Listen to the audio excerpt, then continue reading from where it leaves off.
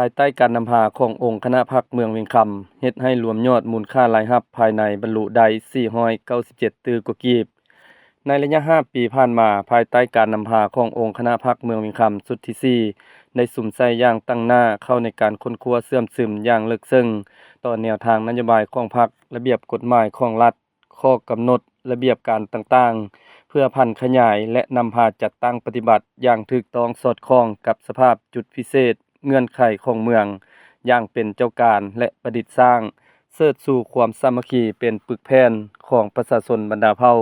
ยกสูงน้ำใจรักชาติเอกราชเป็นเจ้าตนเองสร้างความเข้มแข็งด้วยตนเอง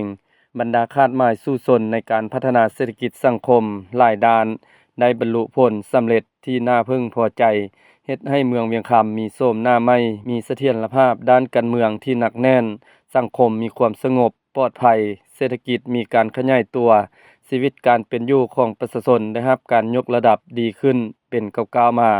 วัฒนธรรมฮีตของประเพณีอันดีงามของชาติของท้องถิ่นได้รับการอนุรักษ์และเสริมขยายอย่างตั้งหน้าเฮ็ดให้บทบาทการนำพาขององค์คณะพรรคเมืองได้รับการเสิร์ชสู่สูงขึ้นทุกภาคส่วนได้เป็นเจ้าการประกอบส่วนเข้าในการจัดตั้งปฏิบัติมติกองประชุมใหญ่ของผู้แทนองค์คณะพรรคเมืองสมัยที่4อย่างเป็นเจ้าการและมีผลสำเร็จในหลายด้านโดยได้เป็นเจ้าการนำพาชี้นำแก้ไขความยุ่งยากด้านเศรษฐกิจการเงินด้วยการประสานอย่างกลมเกลี่ยวระหว่างการยู่แหงส่งเสริมการผลิตการบริการ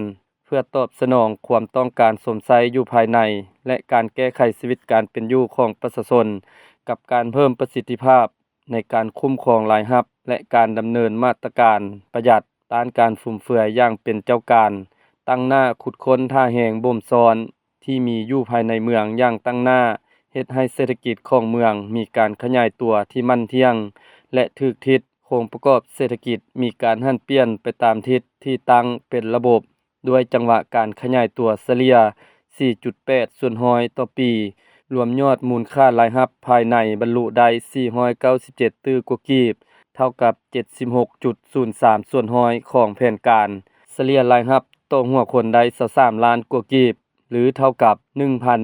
1,168 ดอลลาร์ต่อคนต่อปีซึ่งข้อมูลดังกล่าวสหายบุญจันทร์มาละวงกรรมการพรรคแขวงเลขาพรรคเมืองเจ้าเมืองเวียงคำได้กล่าวในบทรายงานการเมืองต่อกองประชุมใหญ่ผู้แทนองค์คณะพรรคเมืองเวียงคำครั้งที่5ที่ได้ดำเนินในระหว่างวันที่27-28 มีนาคม 2025ที่ห้องว่าการเมืองเวียงคำโดยการเข้าร่วมของสหายคำพันธ์สิทธิดำพากรรมการศูนย์กลางพรรคเลขาพรรคแขวงเจ้าแขวงเวียงจันทน์